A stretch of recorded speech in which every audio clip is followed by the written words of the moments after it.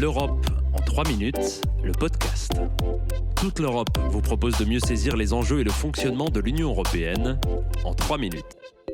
Bonjour à tous, je suis Valentin Ledroit, nous sommes le 21 janvier 2025 et pour ce nouvel épisode de l'Europe en 3 minutes, je vous emmène tout au nord du globe.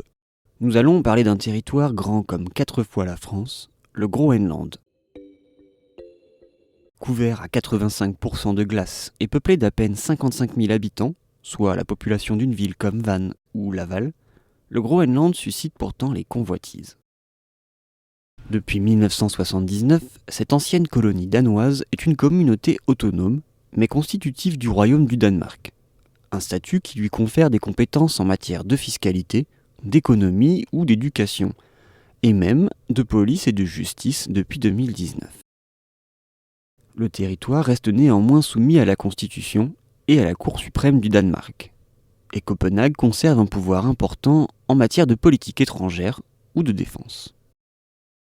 Le Groenland n'est pas un pays de l'Union européenne. Enfin, il ne l'est plus depuis sa sortie le 1er février 1985. Mais la plus grande île du monde entretient des liens étroits avec l'Union européenne. Elle figure parmi les 13 pays et territoires d'outre-mer européens. Un statut dont bénéficient 6 territoires français, dont la Nouvelle-Calédonie ou Saint-Pierre-et-Miquelon, ainsi que 6 autres néerlandais. Bien que le droit européen ne s'applique pas sur leur île, les Groenlandais possèdent la citoyenneté européenne. Les politiques de l'Union y sont également mises en œuvre pour faciliter le développement économique, social et commercial. Nous avons besoin du Danemark pour des raisons de sécurité nationale. Je le dis depuis longtemps. Pour la sécurité nationale et pour le monde libre. Le 7 janvier 2025, Donald Trump, qui s'apprêtait à faire son retour à la Maison-Blanche, évoquait devant les journalistes la nécessité absolue de prendre le contrôle du Groenland. Le milliardaire américain n'excluait pas une intervention militaire, provoquant une crise diplomatique avec le Danemark. Mais pourquoi vouloir annexer ce territoire ? Tout d'abord, pour des raisons de sécurité nationale, comme l'explique le 47e président des États-Unis. Depuis les années 50, les Américains y sont installés avec une base aérienne au nord-ouest de l'île. Plus récemment, ce sont les Chinois qui y ont développé des activités économiques et scientifiques. Proches géographiquement, les Russes ont également des vues sur l'Arctique. Si l'on regarde un globe terrestre, on se rend compte de la position stratégique du Groenland, entre États-Unis et Russie.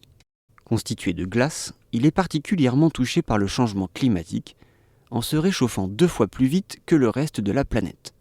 Or, la fonte des glaces ouvre de nouvelles routes commerciales maritimes jusqu'ici inaccessibles. Une aubaine pour les États-Unis, mais aussi pour la Chine et la Russie. Enfin, le sol du Groenland est riche en ressources, du gaz naturel et des terres rares, indispensables à la fabrication des batteries de téléphones portables ou des voitures électriques. Depuis 2009, le Groenland peut, s'il le souhaite, déclarer son indépendance du Danemark. Le sujet revient régulièrement dans les débats politiques locaux, mais la dépendance économique du Groenland au Danemark, qui alimente 60% du budget de l'île, constitue aujourd'hui le principal frein à cette émancipation. Retrouvez l'Europe en 3 minutes, le podcast, sur www.touteleurope.eu et sur votre plateforme d'écoute préférée. L'Europe en 3 minutes, le podcast.